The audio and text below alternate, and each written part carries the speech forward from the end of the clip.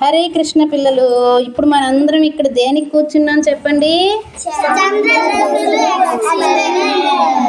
మనం చంద్రదశలు ఎక్స్పెరిమెంట్ చేద్దాం అనుకున్నాం కదా. అయితే అసలు ఈ చంద్రదశలు ఏర్పడడానికి ముఖ్యమైన కారణం ఏంటి అంటే నీడలు. ఏంటి? అయితే ఏదైనా ఒక కాంతి మార్గంలో మనకి అడ్డంగా ఏదైనా వచ్చింది అనుకోండి, దాని నీడ దాని వెనకాతల పడుతుంది కదా.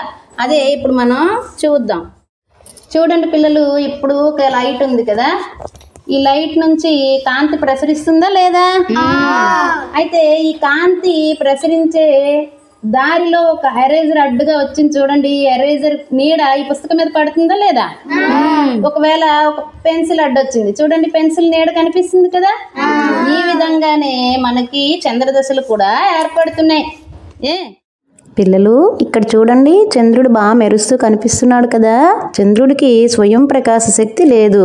సూర్యుడి వల్ల వచ్చే వెలుతురు చంద్రుడి మీద పడడం వల్లనే చంద్రుడు మనకు మెరుస్తూ కనిపిస్తాడు.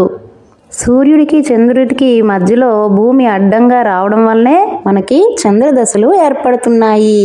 అర్థమైందా పిల్లలు? మనం ఇప్పుడు ఎక్స్పెరిమెంట్ చేద్దామా? చూడండి పిల్లలు, ఇక్కడ మనం ఒక బాల్కి భూమి అని రాసాం కదా. ఇప్పుడు భూమి చుట్టూ చంద్రుడు తిరుగుతుంది అని మనం చెప్పుకున్నాం కదా. మరి చంద్రుడు భూమి చుట్టూ తిరిగేటప్పుడు ఒక్కొక్కసారి ఈ భూమి నీడే చంద్రుడి మీద పడుతుంది. భూమి నీడే చంద్రుడి మీద పడుతుంది. ఇందాక చెప్పాం కదా, కాంతి రుజు మార్గంలో ఏదైనా ఒక వస్తువు అడ్డొచ్చింది అనుకోండి, మనకి ఏమవుతుంది? దాని నీడ పడుతుంది.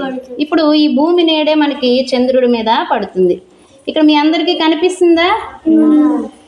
కనిపిస్తుందా?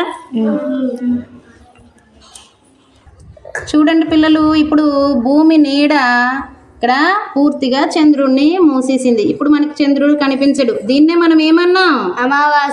అమావాస్యని అన్నాం. నెక్స్ట్ కొన్ని రోజులకి మళ్ళీ కొద్ది కొద్దిగా ఏమవుతుంటాడు? భూమి కదులుతూ ఉంటాడు. కదిలేటప్పుడు చూడండి మనకి చంద్ర దర్శనం అవుతుంది కదా.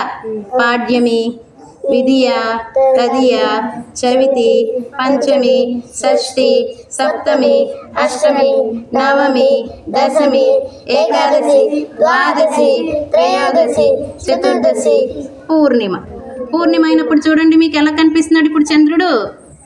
ఫుల్గా చూడండి పిల్లలు, ఇప్పుడు చంద్రుడు బాగా బ్రైట్గా కనిపిస్తున్నాడు కదా.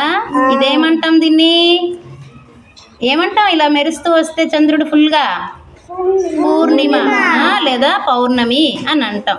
తర్వాత మళ్ళీ ఏమవుతుంది? భూభ్రమణం వల్ల కొంచెంగా భూమి నీడ చంద్రుడి మీద పడుతుంది. పడి మళ్ళీ పాడ్యమి, విధియ అవన్నీ వచ్చి చివరికి మళ్ళీ పూర్తిగా క్లోజ్ అయిపోయిన తర్వాత చంద్రుడు మనకి కనిపించకుండా పోతాడు. దాన్నే మనం అమావాస్య అని అంటాం.